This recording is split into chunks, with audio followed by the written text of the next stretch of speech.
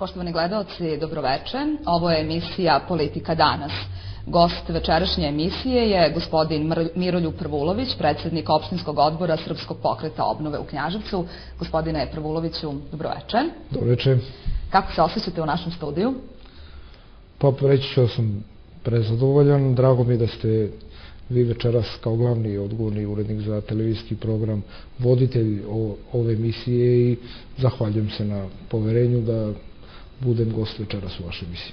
Mi ćemo večeras govoriti o radu opštinskog odbora Srpskog pokreta obnove pre svega, a s obzirom da se bliže i izbori, naravno da će i to tema biti večerašnjeg razgovora.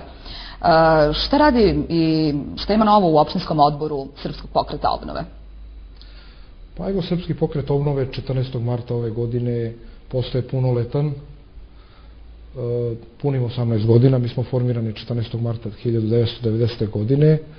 Nekoliko meseci posle formiranja stranke u Beogradu, formiran je i opštinski odbor u Knjaževcu i mi smo u periodu od leta 1990. godine do danas aktivni i bili smo perjanica promena za boljitak pre svega našeg rada kao opštinski odbor, a i naravno stanja u našoj zemlji.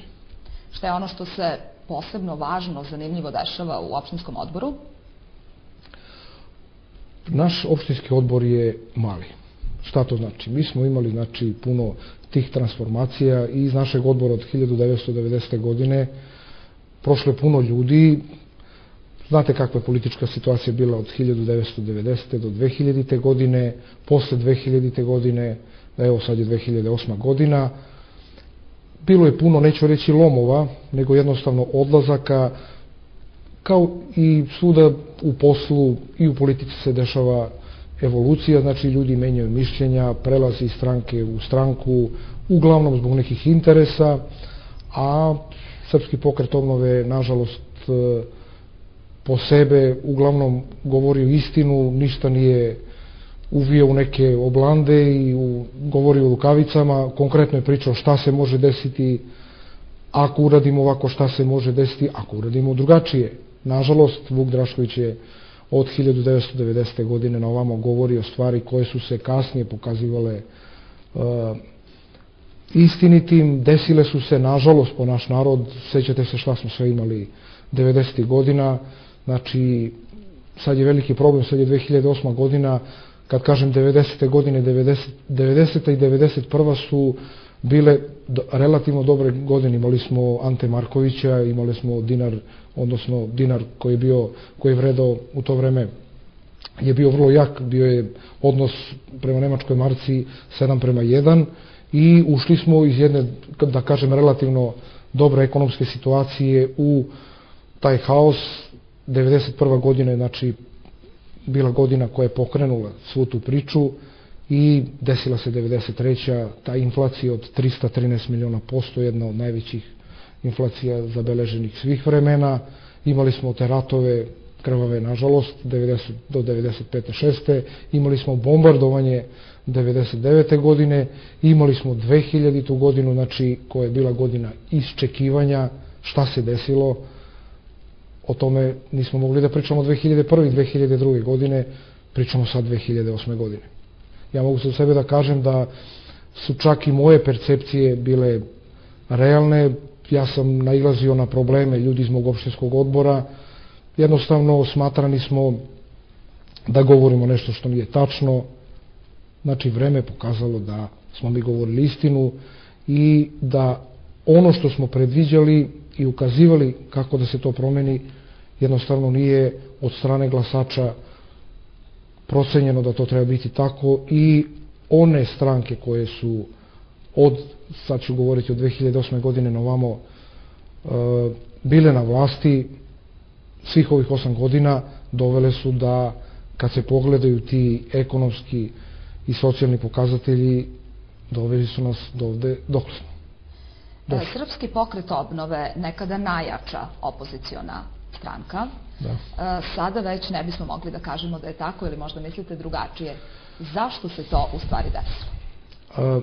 Moramo biti realni. Šta znači biti najjača stranka. Mi smo od 90. godine na ovamo sa Demokratskom strankom, sa autoktonim tim pokretom koji se borio protiv režima Slobodana Miloševića, izgurali tu priču. 2000. godine ja sam bio šef izbornog štaba Srpskog pokreta obnove, mi smo imali i bio sam potpredsjednik opštinskog odbora, imali smo 15 odbornika i onda je došlo nekoliko meseci jedne bukvalno turbulencije, formirane su neke nove stranke, napravljena jedna priča, očekivalo se da će se mnogo toga promeniti, pre svega u tom, ponavljam, ekonomskom i socijalnom statusu građana opštine Knjaževac.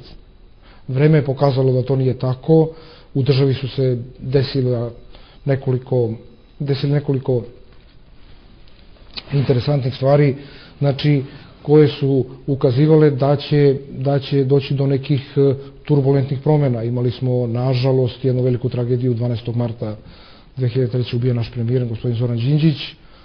Posle toga je formirana vlada 2004. godine, pokušalo se ponovo nešto da se uradi, nije se od toga uradilo, ne znam, Bog zna šta koliko, i mi smo došli, kažemo, u situaciju da 2008. godine presabiramo sve ovo i kažemo, hajde, šta se dešava? Da li će građani Knjaževca ponovo glasati za one koji im ponovo pričaju o nekim Potemkinovim selima o kojima Srpski pokret obnove priča da... Pa da li će glasati, šta vi mislite? Ja sam nerazočaran, nego, znači, naš narod, to možda nije prava reč, ali reći ću, ima kratak fitilj i kratko pamćenje. Znači, ja sam bio sad na mitingu za Kosovo, gore bio sam učesnik tih dešavanja, bio sam zgrožen zašto su ti ljudi koji su, eto, povučeni nekom svojom, da kažem, pričom o nekom nacionalizmu i patriotizmu, radili nešto što je jednostavno šamar svima nama. Znači, ne možete vi da kradete i da se pokrivate i za ne znam čega. Zna se ko je lopov, ko radi ovako, ko radi onako, i to jednostavno treba biti sankcionisano, ali je slika koja je izašla u svet za nas stvarno katastrofalna i, nažalost, po informacijama koje pratimo preko svih svetskih medija, preko interneta, vidimo da nas opet vraćaju u neku poziciju iz sredine 90-ih i kasnije, kad smo doživjeli i te ekonomske sankcije, kad smo doživjeli bombardovanje i prošli kao što smo prošli.